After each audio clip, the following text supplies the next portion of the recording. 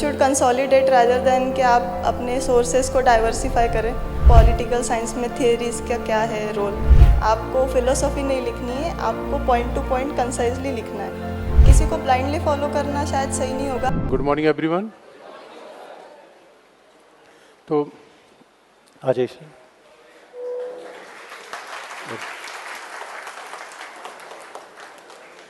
बैठ जाइए।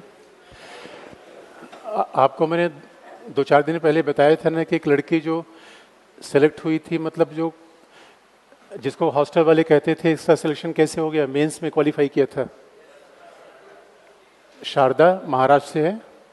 और 2-3 एग्जाम्पल आपको बता दें कि कैसे किसी का सिलेक्शन होता है। बीटेक बैकग्राउंड है, पहली बार पीटी नहीं हुआ, दूसरी बार मेंस डिस्क्वालीफाई हुई और तीसरे अटेम्प्ट में इसको 285 रैंक है, तो प्रॉब्ली आईपीएस मिल सकता है। मैं बार बार ये बात बच्चों को बोलता हूँ, अगर कोई बीटेक का बैकग्राउंड है, बीटेक का बैकग्राउंड है, इसको ये नहीं पता है पॉलिटिकल साइंस में लिखना क्या है, पढ़ना क्या है, और इसके पास वही परंपरागत सारे नोट्स थे, ये खुद ही बताएगी, इतने सारे नोट्स, तो मैंने पहला इंस्ट्रक्शन किया, मैंने कहा इसको कहीं अलमारी में बंद के ताला मार दो। अब ये बात विश्वास करना बहुत कठिन होता है। जो लड़की पहली बार मेरे पास आई, इस बात पे कैसे विश्वास कर ले कि कोई टीचर ऐसा बोल रहा है जो अभी तक मैं पढ़ रही हूँ। तो मैंने कहा नहीं, शारदा उपयोगी नहीं है। लेकिन खास बात कही कि स्टूडेंट खास बात होती है, इसने इस बात को ब्लाइंडली फॉलो किया। मैं फिर इस बात पर रिपीट कर रहा हूँ, ब्लाइंडली फॉलो किया बहुत, क्योंकि देखिए हम विवेकशील हैं, जब भी कोई बात हम बताते हैं। और मैंने बार बार कहा है, करोल बाग मेरा जाने केवल ही कारण था कि मैं ये प्रूव करना चाहता था कि मेथड एक ही होता है पास करने का। रैंक तो इंटरव्यू में 10-5 नंबर इधर उधर हो जाती है, किसी पेपर में 10 नंबर आ गया, 5 नंबर रैंक इधर उधर हो जाती है।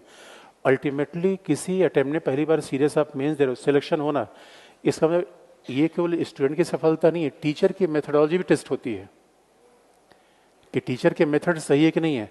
अदरवाइज आप यकीन मानिए, हिंदी मेरी इतनी व्यस्तता है कि मुझे वहाँ करोल बाग जाने की कोई ज़रूरत नहीं थी। इसके बावजूद मैं गया, बस कारण एक ही था, बस कारण एक था कि हमें प्रूव करना चाहते थे कि मेथड यूपीएससी बड़ा सिंपल सा स्ट्रेट फॉरवर्ड है, उसमें कॉम्प्लिकेशन की आवश्यकता नहीं है। जब तक आपका मार्केट इंटरेस्ट हावी ना हो जाए कि आप बच्चों को बिला वजह करके अपने तरफ अट्रैक्ट करिए, उनको मार्केट के तरीके बताइए, बच्चों को डराइए, ये सब तरीके होते नहीं वास्तविक रूप में। और चूंकि जो बैकग्राउंड का नहीं होता है उसको ये तरीके बड़े आसानी से बताए सकते हैं, क्योंकि उसे हर चीज़ नहीं है। जिसने बीटेक किया है उसके लिए तो ज्योग्राफी भी नहीं है, पॉल साइंस भी नहीं है, हिस्ट्री भी नहीं है। तो आप जैसे मर्जी वैसे बता दें। अगर उसने यहाँ पे ब्लाइंड फेथ कर लिया, तो अगर आपने जैसा बताया फिर आपका भी टेस्टिंग उसमें हो जाएगा। इसलिए मानविकी विषय में बड़ी लाइन है कि इस लाइन के आप इर्द गिर्द ही चलेंगे, उसके इधर इधर नहीं हो सकते। हमें क्या लगता है कि हम मानविकी विषय ह्यूमैनिटीज़ में कुछ भी लिख दें। और एक खास बात आपको मैं बहुत, मतलब रेयर मेरे स्टूडेंट ऐसे होते हैं, शारदा उन रेयर स्टूडेंट में, मैं क्या बताऊँ इसके बारे में। क्लास के बारे में तो है कि रोज़ कुछ कोई आंसर लेके मेरे पास पहुंच जाती थी। बोलना बस एक लाइन, हमने कह दिया ये गलत है, यस सर।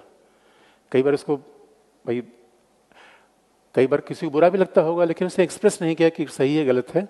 और सबसे बड़ी बात है कि मेंस देने जाने के पहले, ये बात मैं बार बार कोट करता हूँ, किसी को इतना, मतलब मैं तो कहता हूँ ये मेरे स्टूडेंट नहीं, मेरे भक्त है ये। मतलब ये बात इतनी इंटरेस्टिंग है कि मेंस जाने के पहले पैर छू रही है कि हमने कहा क्यों आई हो तुम, कल तो मेंस है। क्या सर आपको आशीर्वाद देना है ना। हमने कहा लिख लिया, आशीर्वाद कौन सा है। कहा नहीं आप इंटरव्यू जाने के पहले। और मैंने बोल दिया कि देखिए इंटरव्यू में ये लाइन होती है, इस पर आपको वर्क करना है, इसे भटकना नहीं है। बात सबसे बड़ी है बात को मानना। तो अगर अच्छा नहीं हो रहा है इसका मतलब हमारे अंदर कोई कमी है, व्यवस्था में कमी नहीं है। हम उसको इम्प्रूव करें, खूब मेहनत करें, लिखें, अपने तरीके से मेहनत करें, लगातार इतना मेहनत करें तभी। अदरवाइज कोई भी व्यक्ति, चंद्रपुर, महाराष्ट्र के चंद्रपुर डिस्ट्रिक्ट से भी मैं बात कर रहा था, इतने मैंने भाई, ये तो मैं जानता था नागपुर के, तभी मैंने पूछा शारदा से, तो चंद्रपुर डिस्ट्रिक्ट से, और शायद वहाँ बहुत पिछड़ा एरिया है महाराष्ट्र का, तो वहाँ शायद पहली बार सिविल सर्वेंट कोई होगी। तो ये अपने आप में बड़ी बात होती है, किसी बच्चे का बीटेक करके फिर आ जाना और ब्लाइंड फेथ करना, उसके बाद पहले अटेम्प्ट में सिलेक्शन, भाई हमारे से जुड़ी, अब सिलेक्शन हो गया इसका। और ख़ास तौर पर अब मार्क्स कितने आए कितने नहीं आए तो एक बताएगा रिजल्ट। लेकिन अब शारदा से अब आप कुछ सुन लीजिए, मेरी बात तो यही प्रमाणित करेगी कितनी सही है कितनी गलत है। और ये मैं बार बार कहता हूँ, मैं जिस स्टूडेंट का नाम ले रहा हूँ, अगर मेरे सामने उसने कुछ कह दिया तो बड़ी बात नहीं है। आप कभी पीछे भी महाराष्ट्र में भी जाइएगा, एकेडमी जाए तो वहाँ भी जाइएगा, वहाँ पूछेगा कि सर ने सही कहा था क्या। और मुझे लगता है मेरी सबसे बड़ी उपलब्धि है, क्योंकि अभी इन लोगों को पीटी देना है।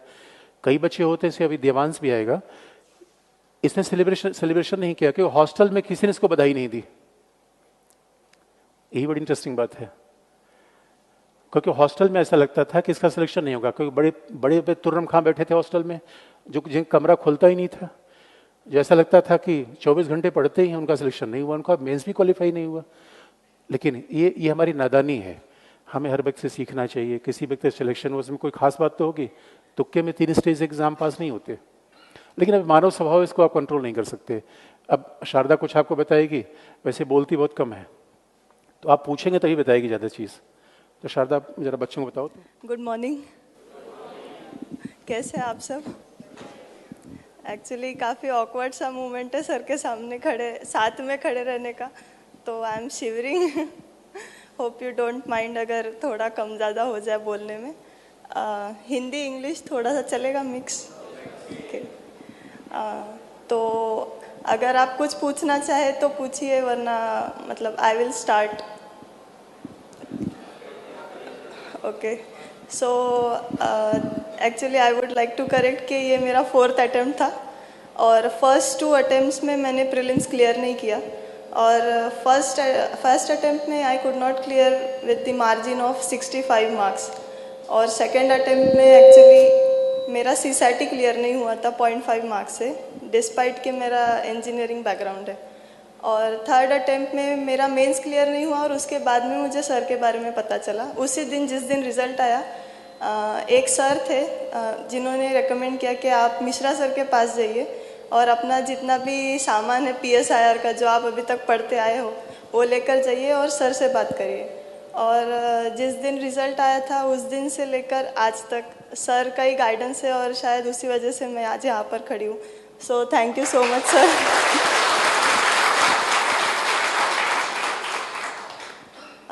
तो पॉलिटिकल साइंस के बारे में अगर बताना है तो काफ़ी जैसे मुझे कल पता चला कि लोगों को सर के बारे में पता नहीं है कि सर इंग्लिश मीडियम में भी पढ़ाते।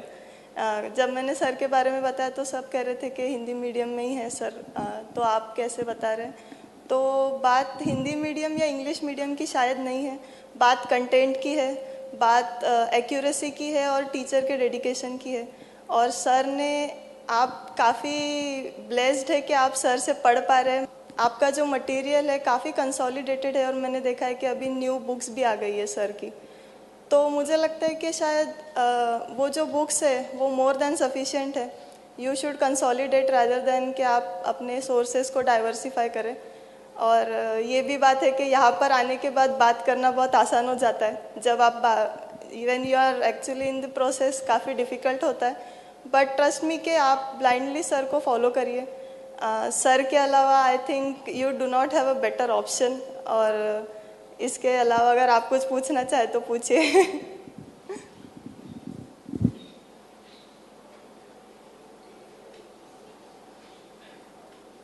कुछ पूछना चाह रहे हैं?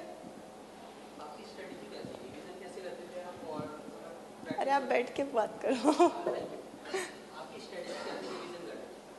पॉलिटिकल साइंस की तो स्ट्रैटेजी ये थी कि 3 साल मैंने काफ़ी पढ़ लिया था, तो बेसिक आइडिया तो था कि मतलब पॉलिटिकल साइंस में थियरीज का क्या है रोल, फिर इंडियन पॉलिटी के क्या कंसेप्ट्स है, फिर IR। और स्ट्रैटेजी ये थी कि PYQs को रिवाइज करो, क्योंकि PYQs के लाइन में ही अगर कोई इंस्टीट्यूट टेस्ट सीरीज़ बना रहा है तो उससे बेटर ऑप्शन और कोई नहीं हो सकता है। और सर की टेस्ट सीरीज़ मैंने ज्वाइन करी, और सर के टेस्ट सीरीज़ के थ्रू ही मेरा रिवीजन होता था। और जो भी टेस्ट है आप उसको अच्छी से लिखिए, और सर के जो भी पॉइंट्स है, रिमार्क्स है कि आपको कहाँ इम्प्रूव करना है, उसको सच में दिल से फॉलो अगर करेंगे आप तो आप शायद इम्प्रूव कर सकते हैं। क्योंकि मुझे लगता है कई बार हम लोग टीचर्स अगर कहते तो शायद बुरा मान जाते हैं कि बताओ हमें तो इतना आता है और सर ने ऐसा कह दिया। तो पहले बार मुझे लगा जब सर के पास मैं गई थी तो सर ने कहा कि Sharda, why you want to become a philosopher like Plato. आप प्रोफेशनल इसके तरह से लिखिए, आपको फिलोसॉफी नहीं लिखनी है, आपको पॉइंट टू पॉइंट कंसाइजली लिखना है। तो आई ट्राइड कि मैं वही करूं, और विद इन टेस्ट सीरीज़ जो टाइम होता है, मतलब 2 टेस्ट के बीच में मैं PYQs हर रोज़ 2-3 क्वेश्चंस सॉल्व लिख करके सर के पास ले जाती थी। और फिर कई सारे क्वेश्चंस है कि उनकी थीम्स रिपीट होती है, जैसे पंचायती राज सिस्टम है या नेशनल कमीशन फॉर विमेन है, तो national commission for schedule caste पूछ लिया, कभी national commission for schedule tribe पूछ लिया। तो उसमें आपको क्या क्या कंटेंट है आपके पास तो पता है, आपको कैसे उसको ऑर्गेनाइज करना है, कैसे लिखना है, वही बस समझना है। अगर वो समझ लेंगे तो automatically you will also revise, और रिवाइज कर लेंगे तो प्रोबेबली हो जाएगा। Thank you.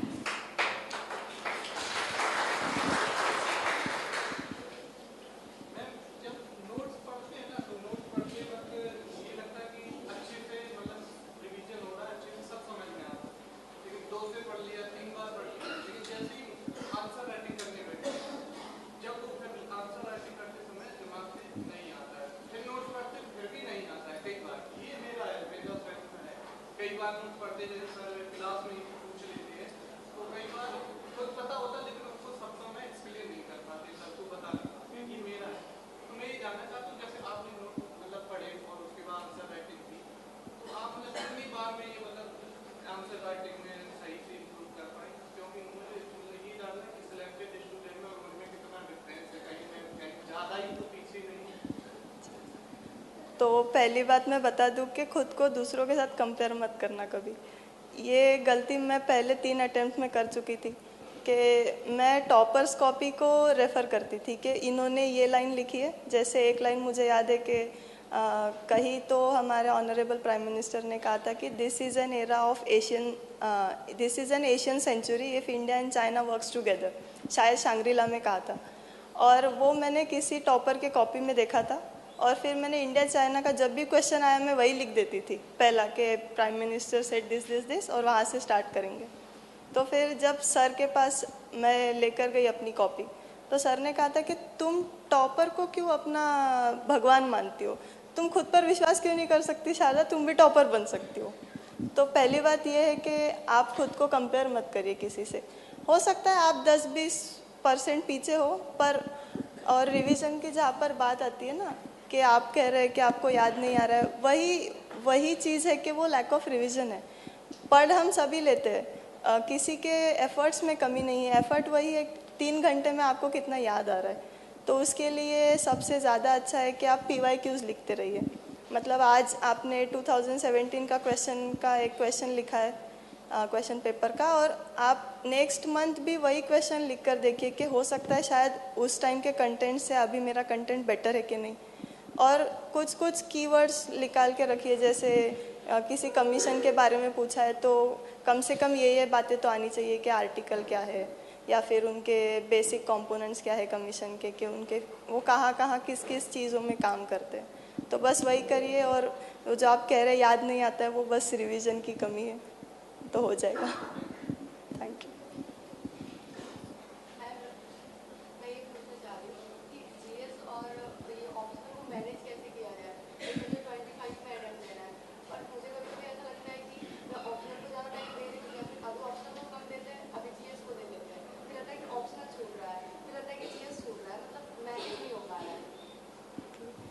तो ये थोड़ा ज़्यादा डिफ़िकल्ट क्वेश्चन है।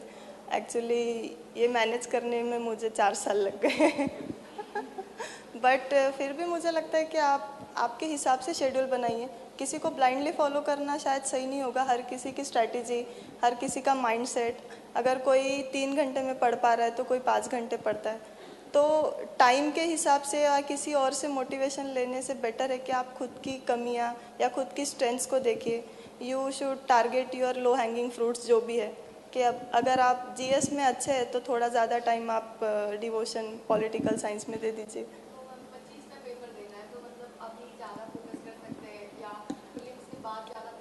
प्रीलिम्स के बाद अचानक से 3 महीने में कंटेंट भी इम्प्रूव करना है, राइटिंग प्रैक्टिस भी करनी है, तो वो शायद आई थिंक डिफ़िकल्ट हो जाएगा। और अगर 25 में अटेम्प्ट देना है तो you have ample amount of time right now, almost 1 year है। तो अगर अभी पॉलिटिकल साइंस सिलेबस कंप्लीट कर ले, और सर के नोट्स तो काफ़ी कंसाइज्ड है, आपको ज़्यादा भागना नहीं पड़ेगा। जो मैंने पहले 3 अटेम्प्ट में किया, मार्केट में जो नोट्स थे इतने बड़े बड़े मेरे पास थे, तो मैं बस वही पढ़ती थी। इट वाज लाइक कि मेरी भगवत गीता बन गई थी। स्टार्टिंग टू एंड याद तो कर लिया है पर लिख नहीं पा रहे अभी भी। तो आपके पास जो भी नोट्स है आप उसको रिवाइज करिए, पढ़िए, समझिए, और उससे ज़्यादा है कि आप ये समझिए कि वो क्या पूछ रहे हैं आपसे। कई बार हम हमारा जो ज्ञान है वही लिखते हैं, पर ये समझ ही नहीं पाते कि क्वेश्चन डिमांड क्या कर रहा है। और यही चीज़ सर भी समझाते हैं कि क्वेश्चन जो पूछ रहा है बस वही लिखो। तुम्हारा ज्ञान वहाँ पर तुम्हें कितना आता है उससे एग्जामिनर को कोई लेना देना ही नहीं है। अगर पहले पैराग्राफ में उन्होंने समझ लिया कि आपको नहीं आता है, फिर बाद में अब अगर आप बहुत अच्छा भी लिख लेंगे तो भी आपको वो मार्क्स नहीं देंगे। और this game is only of marks. आपको फिलोसोफर नहीं बनना है, आपको एग्ज़ाम पास करना है बस। Thank you.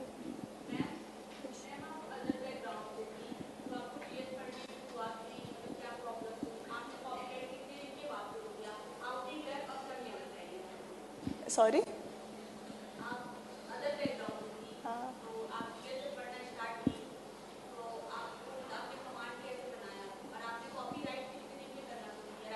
Okay.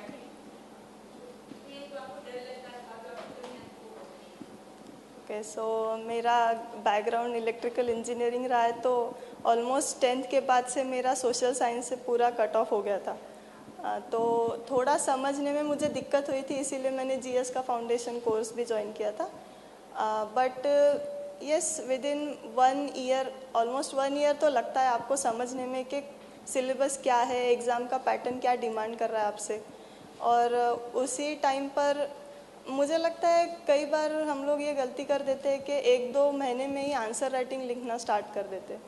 When you do not have content, जब आपके पास कंटेंट ही नहीं है और आप आंसर लिखने जाएंगे तो इट इज़ वेरी नेचुरल कि डीमोटिवेट होंगे, क्योंकि आपका आंसर उसके आसपास भी नहीं होगा जो एक्चुअली डिमांडेड है।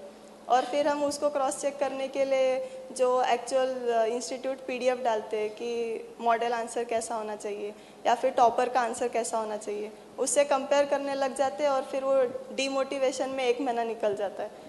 तो मुझे लगता है कि पहले हम हमारे कंटेंट को डेवलप करें, उसको बिल्डअप करें। और शायद टेक्निकल बैकग्राउंड से आने की वजह से बच्चों को इसमें दिक्कत होती है। तो you should take your time, कि ज़रूरी नहीं है कि बस 1 साल में ही सिलेबस कंप्लीट करके अटेम्प्ट देना है। कई बार लोग 2 साल लेते हैं, पहले जीएस का कोर्स करते हैं, फिर 1 साल खुद से पढ़ते हैं और फिर अटेम्प्ट देते हैं। तो आपको जिस तरह से सही लगता है, रादर देन ब्लाइंडली फॉलोइंग के टॉपर क्या कह रहे हैं या फिर जिन्होंने पास कर लिया या फिर जिनका ऑप्शनल कैसा था, तो आप उस पर काम करिए। और कमियां और खामियां तो हम सब में ही हैं। मेरी तो काफ़ी थी जो अभी चौथे अटेम्प्ट में कम हो गई है, शायद इसीलिए मैं यहाँ पर हूँ। तो आप अपनी खुद की कमियां ढूंढिए।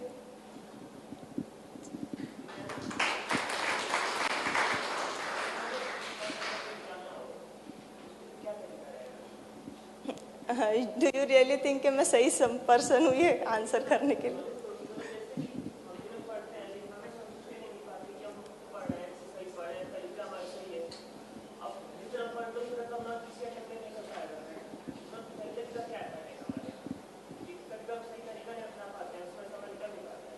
तो जीएस के बारे में कह रहे हैं क्या, ऑप्शनल के बारे? अच्छा, सी सेट ऑप्शनल, ओके ओके। तो सही तरीका यही है जो आपको मार्क्स दिलाए और वो सही तरीका आपको खुद को ढूंढना पड़ेगा। कई बार प्रीलिम्स में मतलब people do not clear prelims और इंक्लूडिंग मी। उसकी वजह है कि आप समझ नहीं पाते कि आपको फैक्ट्स पर फोकस करना है या फिर आपको करंट अफेयर्स पर फोकस करना है। और with all due respect and no offence to any topper के करंट अफेयर्स का वेटेज कितना है, ये हम डिसाइड ही नहीं कर सकते, क्योंकि UPSC is always 2 steps ahead of you. या फिर कोई भी कोचिंग से 2 कदम आगे चलता है यूपीएससी। आप सोच ही नहीं सकते हो अगले साल कैसा पेपर निकालेगा। तो बेटर है कि आप पीवाईक्यूज़ को रेफ़र करो। पीवाईक्यू ही आपका, इट इज़ लाइक गाइड। और अगर आपके पास बहुत अच्छे मेंटर है, और सर के अलावा आई थिंक डोंट थिंक कि कोई अच्छा मेंटर है आपके पास में, तो उनसे बात करिए। आप अपनी खुद की वीकनेस को और स्ट्रेंथ को पहचानना ज़रूरी है। जैसे एक मिथ है कि सब कहते हैं 85 to 90 क्वेश्चन सॉल्व करना चाहिए प्रीलिम्स में, उतना अटेम्प्ट करोगे तभी you will get near to what the cut off is. But I don't think के, पर्सनली डोंट थिंक कि ऐसा शायद कुछ है, क्योंकि ये क्वेश्चन पेपर पर डिपेंड करता है। उस टाइम पे क्वेश्चन पेपर हार्ड आया है, अगर हार्ड आया फिर भी मैं 95 अटेम्प्ट कर रही हूँ तो बहुत नॉर्मल सी बात है कि मैं पास नहीं होंगी उसमें, क्योंकि मेरी एक्यूरेसी कम होगी। और मैं इतनी टैलेंटेड भी नहीं हूँ कि मैं यूपीएससी में 100 आउट ऑफ 100 लेकर आऊँ, मतलब क्वेश्चंस राइट लेकर आऊँ। तो आपको अपनी खुद की स्ट्रैटेजी डेवलप करने के लिए आप रिवाइज करिए, आप क्वेश्चंस को सॉल्व करिए। जितने बार आप सॉल्व करेंगे, रीसॉल्व करेंगे, आप समझेंगे कि आपका वीक पॉइंट क्या है, वीक एरिया क्या है। और सिमिलरली फॉर सी सेट, अभी रिसेंटली जो 2 इयर्स से हो रहा है, सी सेट काफ़ी टफ होता जा रहा है। तो शायद हिंदी मीडियम के बच्चों को ऐसा लगता है कि जो इंग्लिश मीडियम वाले हैं या फिर जो टेक्निकल बैकग्राउंड से उनको लेवरेज है, तो ऐसी कोई बात नहीं है। बिकॉज मैं खुद इसकी विक्टिम रही हूँ। मेरा टेक्निकल बैकग्राउंड होने के बावजूद भी सेकेंड अटेम्प्ट में I could not clear CSAT by 0.5 marks. तो 0.5 भी काफ़ी था, क्योंकि उसकी वजह से जीएस का पेपर ही चेक नहीं हुआ मेरा। तो मुझे लगता है कि इक्वली इम्पोर्टेंस आपको जीएस में भी देना है, सी सेट में भी देना है। सी सेट में आप मैथ्स करिए, सॉल्व करिए। ऐसा नहीं है अभी कि हाँ जीएस कर लिया यार, ये तो पासिंग ही हो जाएगा। Passing can also be a death nail. सो आप अपने हिसाब से आप अपना शेड्यूल बनाइए और फॉलो करिए।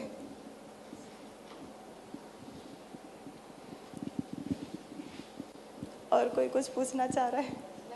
ऐसा बोला जाता है कि जो टेक्निकल बैकग्राउंड से आते हैं, बीटेक वगैरह की, उनकी प्लानिंग बहुत बेस्ट रहती है। हम मतलब हिंदी मीडियम वाले या फिर जो आर्ट्स बैकग्राउंड से रहते हैं, वो लोग उसमें मतलब सर्वाइव नहीं कर पाते। पर ऐसा आपके साथ क्या चैलेंजिंग हुआ है? जब आप जब सिलेबस देखे थे तो सेम फीलिंग्स आपको आई थी जो हमें मतलब अभी हम फेस कर रहे हैं, या फिर आपको थोड़ा लगा था कि मैं प्लानिंग करके कर लूँगी? एक्चुअली मेरे साथ दिक्कत है कि आई am very bad with plans. मैं सुबह उठ के जो भी लिखती थी कभी पूरा नहीं कर पाती थी, और इसकी वजह से फर्स्ट 2-3 मंथ्स में आई रियलाइज कि मेरे से बाकियों की तरह प्लान करके चीज़ें होंगी नहीं।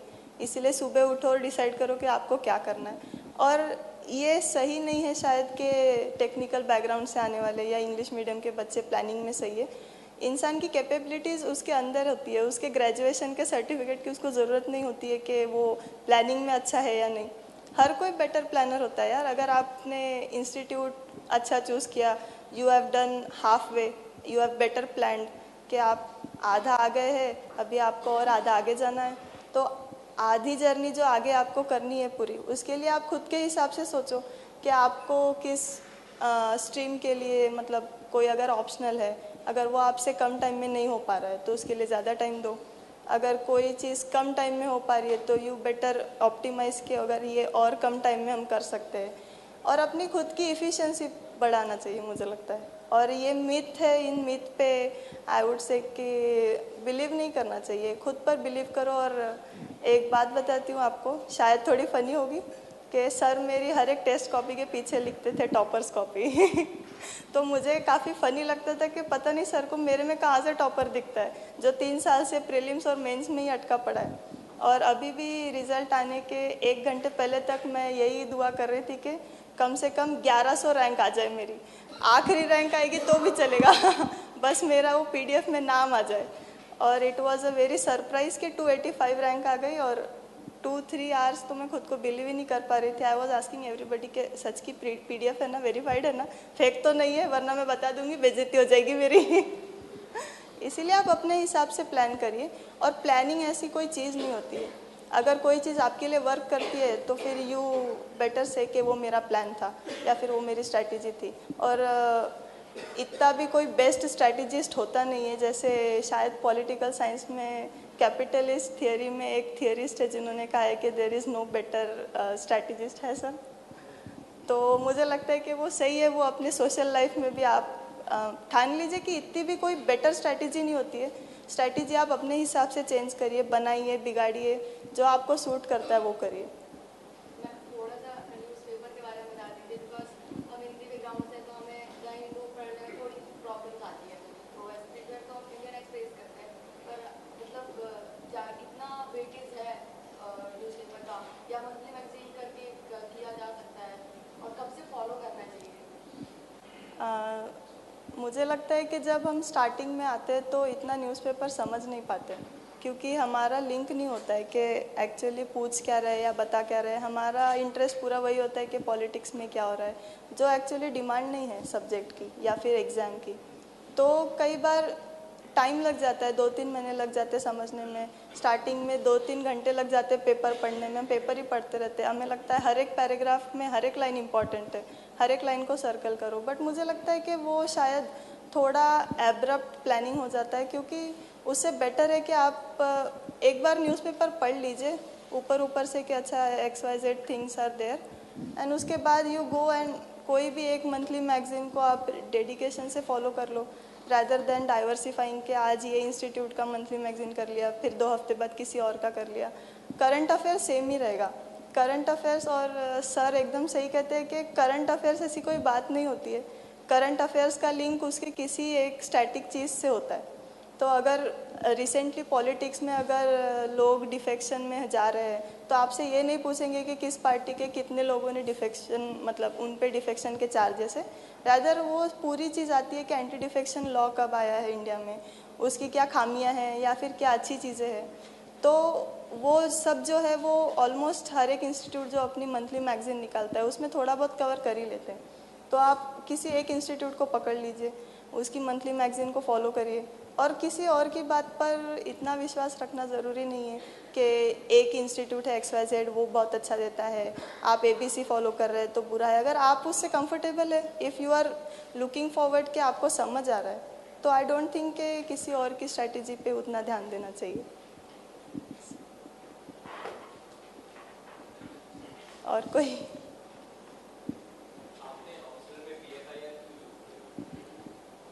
Good question. PSIR एक्चुअली मैंने सबसे पहले सोशियोलॉजी लिया था, इसी चक्कर में कि सब कह रहे थे सोशियोलॉजी काफ़ी ट्रेंडिंग सब्जेक्ट है, मार्क्स काफ़ी अच्छे आ रहे, तो विदाउट एनी सेकंड थॉट, और मैं क्योंकि इंजीनियरिंग बैकग्राउंड से आ रही थी तो आई वाज नॉट श्योर कि क्या लेना चाहिए। बट एक महीने पढ़ाई करने के बाद समझ आया कि अगर आपका इंटरेस्ट ही नहीं है उस सब्जेक्ट में और वो सब्जेक्ट स्कोरिंग भी है, फिर भी it is of no use. और तब एक्चुअली ऐसा हुआ कि GS फाउंडेशन के क्लासेस में पॉलिटी चल रहा था, और पॉलिटी में काफ़ी इंटरेस्ट आने लगा मुझे। और फिर मेरी एक रूममेट थी जिनका पॉलिटिकल साइंस ऑप्शनल था, फिर उन्होंने कहा कि Sharda there is a lot of coincidence in the syllabus GS में ऑप्शनल में, कि आपको अच्छा है, बेनिफिट है।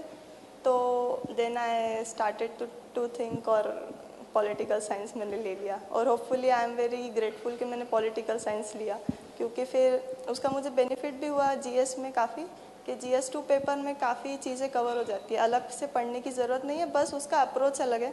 आप वहाँ पर फिलोसोफर्स के नाम नहीं लिख सकते GS में, उसको आपको पॉइंट टू पॉइंट लिखना है, व्हाट इज़ द डिमांड। और वही पॉलिटिकल साइंस में आपको थोड़ा थियोरेटिकल लिखना है, कई कई फिलोसोफर्स के नाम लिखने हैं, पर ये भी नहीं है कि सिर्फ फिलोसोफर्स के नाम ही लिख रहे और जो बेसिक है थियरी उसको भूल गए। सॉरी, क्या कह रहे? एक्चुअली मेरा इंटरव्यू थोड़ा सा लंबा चला, 35 to 40 मिनट्स, और मेरा इंटरव्यू मोस्टली डैफ बेस्ड था। मेरे मतलब इंजीनियरिंग के बारे में काफ़ी पूछा, जिसका मुझे काफ़ी अफसोस है कि मैं जवाब ही नहीं दे पाई। और मैं हर एक चीज़ में कहती थी सर 2019 में मैंने ग्रेजुएशन किया है, अब मुझे कुछ याद नहीं आ रहा, आई एम सो सॉरी। और वो फिर भी मुझे ग्रिल कर रहे थे कि चलो ठीक है, फिर से एक बार तुम सवाल सुनो, शायद तुमको याद आ जाए। और उसके अलावा पॉलिटिकल साइंस और इंटरनेशनल रिलेशन से एक सर थे जो सिर्फ पॉलिटी, मतलब इंडियन गवर्नमेंट के बारे में पूछ रहे थे। एक मैडम थी जो सिर्फ IR के बारे में पूछ रही थी, और एक जो चेयरमैन सर थे उन्होंने मुझसे सिर्फ एक ही सवाल किया था, और मेरा पूरा वो कॉन्फिडेंस डाउन हो गया था। एक्चुअली हुआ ये था कि मैंने जैसे एंटर किया मेरी चेयर सरक गई पीछे, और बहुत बुरी आवाज़ आई, और मुझे लगा हो गया, अभी माइनस पहले लिख देंगे, इनको आने का सेंस नहीं है। और बैठते ही I said sorry, and sir looked up के क्या हुआ शारदा? मैंने कहा सर चेयर पीछे हो गई, सॉरी। तो सर कह रहे ओके, और हंसने लगे। और देन ही सेड कि अच्छा आपको वारली पेंटिंग का बहुत शौक है, यू हैव दैट हॉबी, तो एक ऐसी पेंटिंग का नाम बता दीजिए जो उसी के जैसी है, सिमिलर। और थैंकफुली मुझे पता था, तो आई टोल्ड सर के सर शोरा कोवर पेंटिंग है, एंड सर सेड ओके, और ठीक है मैडम आप इनसे पूछिए। मुझे लगा कि सर गुस्सा तो हो गए शायद, क्योंकि आते से ही मेरी चेयर पीछे चली गई, और फिर सर को लगा होगा इनमें बिल्कुल डिसिप्लिन नहीं है, कैसी कैंडिडेट है ये। But I think with god's grace और सबकी फीलिंग्स ब्लेसिंग्स जो थी मेरे साथ, शायद मेरा इंटरव्यू अच्छा हुआ होगा तभी मैं यहाँ पर हूँ। उसमें एक बात मैं और बता दूं कि शारदा के इंटरव्यू के पहले इसने कहीं मॉक दिया था, उसको बहुत ख़राब फीडबैक मिला और ये बिल्कुल चेहरा बना के मेरे पास आई कि सर मुझे तो कुछ पता ही नहीं है। हमने कहा किसने कहा? किसी टीचर ने कहा। मैंने कहा उसको कुछ नहीं पता है।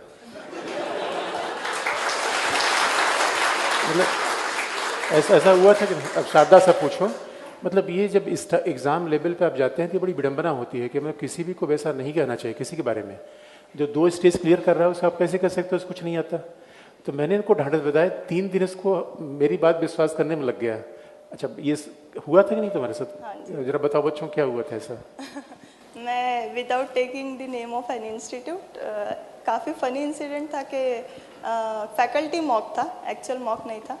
तो आई वेंट एकदम पूरा फुल अटायर करके, आई वॉज वेरी हैप्पी कि चलो पहला इंटरव्यू, सेकेंड मॉक था मेरा एक्चुअली, कि आई वॉज देयर इनसाइड और काफ़ी बम्बार्डमेंट हो रहा था मुझ पर कि आपको महाराष्ट्र के बारे में ये बताइए, वो बताइए, आपके चंद्रपुर डिस्ट्रिक्ट के बारे में बताइए, फिर गढ़चिरौली जो नक्सल हिट एरिया है, एडजॉइनिंग डिस्ट्रिक्ट है मेरे डिस्ट्रिक्ट से, उसके बारे में बताइए, टाइगर रिजर्व के बारे में बताइए, स्लम रिहेबिलिटेशन जो धारावी में हो रहा है मुंबई में वो बताइए। और मुझे कुछ नहीं आ रहा था उसमें। आई वॉज सेइंग कि sorry sir, sorry sir, sorry sir, sorry sir. उसके बाद में मॉक हो गया कंप्लीट, उन्होंने फीडबैक के लिए बुलाया और सेड के Sharda how do you think कि तुम्हारा इंटरव्यू कैसा था? आई सेड के मे बी ठीक था सर। फिर सर सेड कि ये है ओवर कॉन्फिडेंस, यही है ओवर कॉन्फिडेंस कि तुम्हारे जैसे बच्चे समझ ही नहीं सकते कि वो कितने ख़राब है, कितने बेकार है, कि वो उनको कुछ आ नहीं रहा है but still they are thinking कि दे आर गुड। और I was about to cry but मैंने कहा नहीं, ये सब रिकॉर्ड हो रहा है, ऐसी हरकतें नहीं करनी है कैमरा पे, अगर रो देंगे तो ये कभी वायरल हो जाएगा, बहुत बेइज्जती हो जाएगी मेरी। और सभी जो जितने भी पैनल में बैठे थे सभी का यही फीडबैक था कि यू आर नॉट गुड, कि आपको अपने स्टेट के बारे में पता नहीं है, आपको अपने डिस्ट्रिक्ट के बारे में पता नहीं है, कैसे है आप, मतलब कैसी कैंडिडेट है आपके, आप एनालिसिस नहीं कर पा रही है, आप फैक्ट बता रही है, ये तो हमको न्यूज़पेपर में भी मिल जाएंगे। मुझसे एक क्वेश्चन पूछा था कि भारतीय न्याय संहिता जो रिसेंटली आया था कानून, उसके बारे में आप अपनी राय बताइए, नहीं उसके बारे में बताइए, राय नहीं पूछी थी। सो आई स्टार्टेड सेइंग कि क्या क्या नए प्रोविजंस ऐड हुए।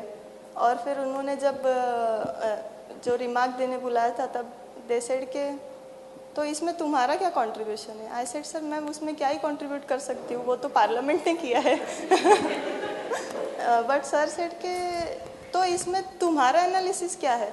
आई सेड सर के एनालिसिस जो न्यूज़पेपर वालों ने अभी तक किया है तो मुझे उतना ही पता है, उससे ज़्यादा मैं टैलेंटेड हुई नहीं। आई एक्सेप्ट कि मैं बहुत ही बेकार स्टूडेंट हूँ और आप भी एक्सेप्ट कर ही रहे, तो अभी जितना सुनाना है सुना दीजिए। और मैं काफ़ी डिमोटिवेटेड थी और सर से मिलने आई कि सर सब ने ये कहा है मुझसे। एंड सर सेड के पहले शारदा मैंने तुमको बोला था मॉक देने जाओ मत। और तुम मेरी बात मानती नहीं हो। टॉपर्स की एक खास बात होती है कि वो कम मॉक्स देते हैं। मुझे समझ नहीं आया कि अभी उन लोगों की बात पर विश्वास करना चाहिए जो कह रहे हैं कि इस स्टेज पर आकर तुम्हें कुछ नहीं आता है, और टाइम मेरे पास था नहीं ज़्यादा। और सर एक दूसरी तरफ कह रहे हैं कि तुम खुद पर विश्वास करो, तुम कर लोगी। ये फीलिंग समझने में, सिंक इन होने में मुझे 1 वीक लग गया। और उसके बाद आई रियली थॉट के इतना भी बुरा कुछ हुआ नहीं होगा यार, इतनी भी मैं नॉन डिजर्विंग हूँ नहीं शायद, तो ठीक है I will give next mock, I will try to get where the things are wrong. तो मैंने उस पर वर्क किया, सर से वही क्वेश्चंस डिस्कस किए और सर ने मुझे कुछ बराबर से एनालिसिस करके बताया कि आपको ऐसा ऐसा कहना है शारदा, आपने क्या कहा था, क्या कहना चाहिए। और फिर मैंने काफ़ी कम मॉक्स दिए, शायद 5, और मुझे लगता है कि बहुत अच्छा किया। मैंने शेड्यूल की थी 10, दी है 5, तो वही काफ़ी अच्छी थी। और उस सबसे ज़्यादा इम्पॉर्टेंट बात यह है कि सर का जो गाइडेंस था हर एक मॉक के बाद, क्योंकि मैं मॉक के क्वेश्चंस लेकर सर के पास आती थी कि सर उन्होंने ये क्वेश्चन करा है और मैंने ये आंसर दिया और आप बताइए कि क्या कहना चाहिए। तो वैसे काफ़ी सारे जो पॉलिटिकल साइंस एंड IR के जो क्वेश्चंस थे, तो वही क्वेश्चंस रिपीट भी हुए थे मेरे इंटरव्यू में। और बस वहाँ पर ये था कि वो कह रहे थे कि तुम अपना एनालिसिस बताओ कि तुम्हारा व्यू क्या है। तुमको हमेशा ये नहीं कहना है कि हाँ सर सब सही हो रहा है, या फिर नहीं सर सभी गलत हो रहा है, कि किसी चीज़ का एक पहलू नहीं होता है, there are always two sides of a coin. तो आप अपना बैलेंस्ड ओपिनियन दीजिए, और जो सर ने सिखाया था वही काफ़ी काम आया मेरे।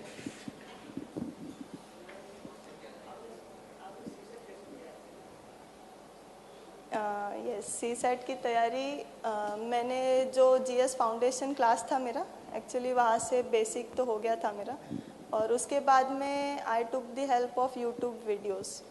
तो यूट्यूब में जैसे अनअकैडमी के काफ़ी फ्री लेक्चर्स होते हैं, तो वो मैंने रेफ़र करे और मुझे काफ़ी बेनिफिशियल लगा, क्योंकि एक बार बेसिक होने के बाद उस क्वेश्चन को अप्रोच कैसे करना है वो भी इम्पॉर्टेंट है। बेसिक हर किसी को आता है कि परसेंटेज निकालना कैसे या फिर रेशियो कैसे निकालना है, पर उस क्वेश्चन को जब हम देखते हैं सब भूल जाते हैं, क्योंकि एंजाइटी लेवल हाई हो जाती है, ऐसे लगता है कुछ नहीं आ रहा है कुछ नहीं आ रहा है।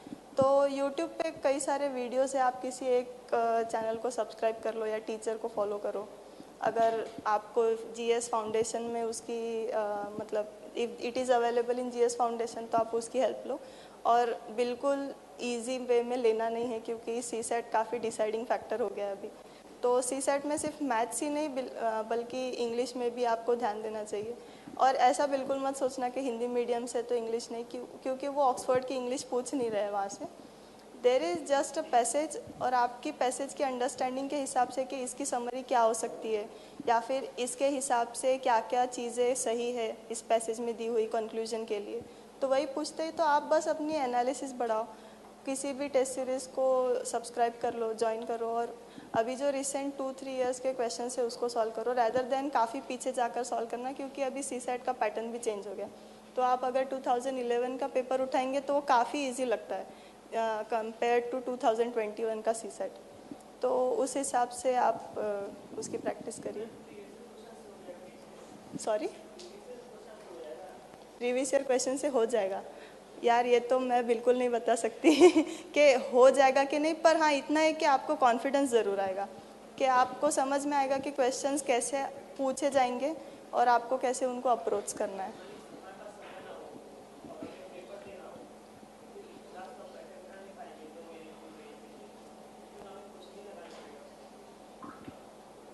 तो ये अभी काफ़ी पर्सनलाइज सवाल हो गया कि अगर आपके पास टाइम नहीं है और आप ट्यूशन लगाना चाह रहे हैं फिर भी, तो that is I think your personal call, कि आप आपके हिसाब से डिसाइड करिए। बट यही है कि किसी चीज़ को ब्लाइंडली फॉलो नहीं करना है। एक्चुअली क्वेश्चंस काफ़ी सारे थे, जैसे अफ्रीकन यूनियन के बारे में पूछा कि वो किस प्रिंसिपल्स पर उनका फाउंडेशन है। फिर उसके अलावा नेटो के बारे में पूछा कि what in your view is NATO, और इंडिया की फॉरेन पॉलिसी अगर हम थोड़ी सी चेंज कर दे तो क्या इंडिया नेटो का मेंबर बन सकता है या नहीं। फिर ब्रिक्स की जो न्यू डेवलपमेंट बैंक है उनमें जो मेंबर्स है उनकी इम्पोर्टेंस कितनी है, वेटेज कितना है, उसके बारे में पूछा है। एक्चुअली काफ़ी डाइवर्स था, मैं ट्रांसक्रिप्ट दे दूँगी। तो मुझे लगता है कि शारदा का भी देवांश भी है। हाँ जी। तो देवांश को भी मैं बुला लूँ, अब शारदा को आप फ्री कर दो। शारदा का बहुत इंटरव्यू आप लोगों ने ले लिया। तो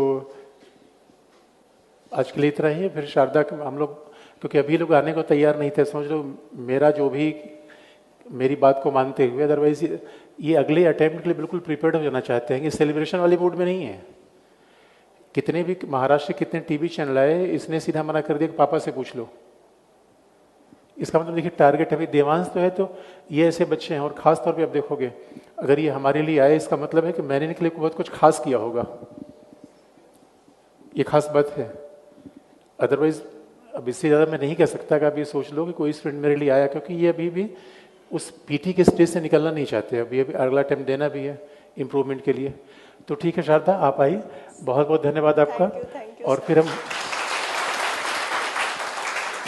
और मैं कई बार कहता हूँ भाई सपने देखो तो बड़े ही देखो, तो मेरा एक सपना बाकी है कि मेरा कोई स्टूडेंट टॉपर होना चाहिए, आईएएस टॉपर। और शारदा या देवांश में हो सकता है कोई हो। तो शारदा, थैंक्स लॉर्ड। ठीक है, तो देवांश को मैं बुला लूँ।